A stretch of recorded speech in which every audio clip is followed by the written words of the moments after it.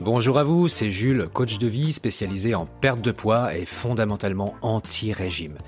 J'accompagne les personnes qui ont déjà tenté de perdre du poids, qui ont perdu du temps, de l'argent, leur confiance en elles, mais pas leurs kilos.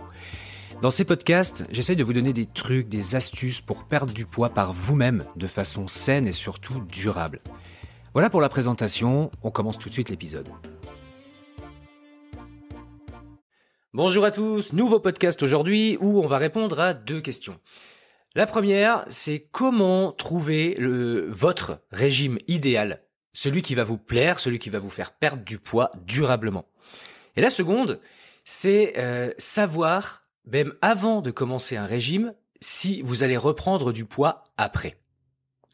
Alors, dans ce podcast, quand je vais employer le mot régime, je parlerai des 2 vision du régime. Le régime strict, celui, vous savez, qui ne fonctionne pas, voire très rarement, et le régime côté diète, genre régime méditerranéen, vous voyez ce genre de régime, le côté type d'alimentation, côté diète. Donc, c'est une question que je reçois très régulièrement, est-ce que je vais reprendre du poids après mon régime ? La réponse à cette question, c'est oui. Quand on se pose cette question, est-ce que je vais reprendre du poids après ? Eh bien oui, on en reprend. Parce que quand on se pose cette question, c'est que notre régime ne nous convient pas. C'est aussi simple que ça. Quand on a un type d'alimentation qui ne nous convient pas du tout, qu'on n'aime pas simplement, on pense à l'après. On se dit mais vivement que ça se termine, que je puisse enfin remanger normalement, que je puisse enfin remanger ce que j'aime. Et quand on arrive à ce moment-là, eh ben forcément, on reprend du poids. Donc, pour savoir si vous allez reprendre du poids après votre régime, on se pose la question avant de commencer un régime, voire au tout début d'un régime. Et on se demande, est-ce que ce qu'on me propose en type d'alimentation me plaît, me convient ? Alors, côté régime strict, on peut avoir de l'espèce de bouillie en poudre avec un goût infâme. Vous savez d'entrée que vous n'allez pas tenir sur la durée avec ça. Que ça va être un passage, vous allez perdre 5-10 kilos maximum. Ensuite, vous allez reprendre votre alimentation normale et vous allez exploser le poids sur la balance, ce qui est tout à fait normal. Ensuite, en type d'alimentation, si on vous propose par exemple du cétogène et que vous n'aimez pas forcément tout ce qui est gras, c'est pas quelque chose non plus qui va durer. Vous voyez ? Donc on se pose la question avant de commencer un régime. On l'étudie et on regarde est-ce que ça va me plaire ou pas. Il faut au moins que ça vous permette de tenir sur minimum le moyen terme. C'est très important. Et si votre régime vous convient, vous n'en viendrez pas à vous poser la question est-ce que je vais reprendre du poids après ? Parce que vous allez transformer cette alimentation en nouveau mode de vie et vous allez perdre du poids sur la durée. Tout est là. On cherche souvent compliqué, mais c'est très simple. C'est très très simple.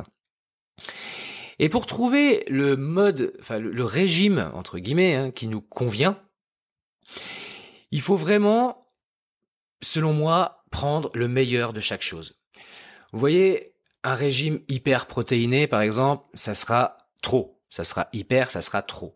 Mais pour quelqu'un qui se bouge pas mal, qui fait du sport, qui cherche à développer un peu sa masse musculaire, une bonne dose journalière de protéines sera très très bénéfique, sans partir dans l'extrême. Après, quand on part dans l'extrême, régime strict, genre Dukan, où vous allez vous gaver de fromage blanc ou d'œufs, vous allez vite vous en dégoûter. Vous tiendrez pas sur le long terme, même sur le moyen terme, et surtout ensuite vous ne pourrez plus approcher un œuf ou du fromage blanc. Donc c'est vraiment dommage. Par contre, voilà, dans ce contexte, ça peut être très très bénéfique, tout en rajoutant des bonnes graisses et beaucoup de légumes, comme d'habitude, en augmentant un peu les protéines. Dans chaque groupe alimentaire, que ce soit les protéines, les lipides, les légumes, vous allez avoir une variété incroyable d'aliments. Donc dans chaque groupe de nutriments, vous allez forcément trouver des aliments qui vous plaisent. Il ne s'agit pas de suivre une liste. Lundi, je mange ça, mardi, je mange ça, tous les matins, c'est ça. Non, vous tiendrez pas comme ça. Il faut comprendre ce que vous faites. Donc, ça, c'est pour le régime hyperprotéiné adapté à votre sauce. Parce que ce qui est important, c'est pas de suivre un protocole, c'est vraiment de comprendre que les protéines sont importantes, sans aller dans l'excès et sans les sous-doser. Même chose pour les régimes riches en graisse. Un régime cétogène, pour moi, c'est vraiment très, très, très contraignant. Par contre, pour quelqu'un qui a des problèmes hormonaux, que ça soit thyroïde ou même des personnes qui ont des problèmes de diabète de type 2, de privilégier les bonnes graisses assez massivement, sans en faire une obsession, sans en manger énormément, tout en restant dans le raisonnable, ça pourrait être un régime très, très, très bon. Ça peut vraiment réduire le diabète, voire le guérir, à condition de ne pas manger extrêmement de glucides à côté, restons logiques. Et surtout, ça améliore la fonction hormonale. Mais c'est impressionnant, juste en mangeant de bonnes graisses et en bonne grosse dose. Donc vous voyez, l'astuce est là, piocher dans chaque régime les bonnes choses. Et vous allez vous créer votre propre régime qui fonctionnera pour vous. Parce que vous aurez des aliments sains et que vous aimez. Donc tout est là. Alors après, restons logiques encore une fois. Si on continue à se gaver de malbouffe, de plats industriels et de sucre raffiné et tout ça, vous n'aurez pas de perte de poids. Vous allez continuer ou à en prendre ou à stagner. C'est un peu hors sujet. C'est un peu comme les régimes qui vous interdisent tout ce que vous aimez. Est-ce que je vais reprendre du poids après ? Bien sûr, vous allez attendre la fin de ce régime avec impatience pour pouvoir vous jeter sur tous vos petits plaisirs. Et ça va devenir de l'excès. Donc gardez-les à tout prix, vos petits plaisirs. C'est une question de moment, de quantité. Vous faites pas ça n'importe comment, n'importe quand. Mais faites-vous plaisir, c'est super important. 80-90% du temps, régime correct. Et 10% du temps, peu importe quand, faites-vous plaisir. Et donc voilà, c'est un podcast que j'ai fait vraiment comme ça à l'instinct, j'ai absolument rien préparé. Donc si vous avez des questions, si vous avez des doutes, si vous voulez des conseils, contactez-moi, c'est avec plaisir. Si vous avez besoin de moi aussi pour trouver quel régime pourrait correspondre à votre style de vie et à vos goûts, n'hésitez pas à me contacter, on prend rendez-vous, on en parle une demi-heure, c'est gratuit, vous en faites pas, allez-y.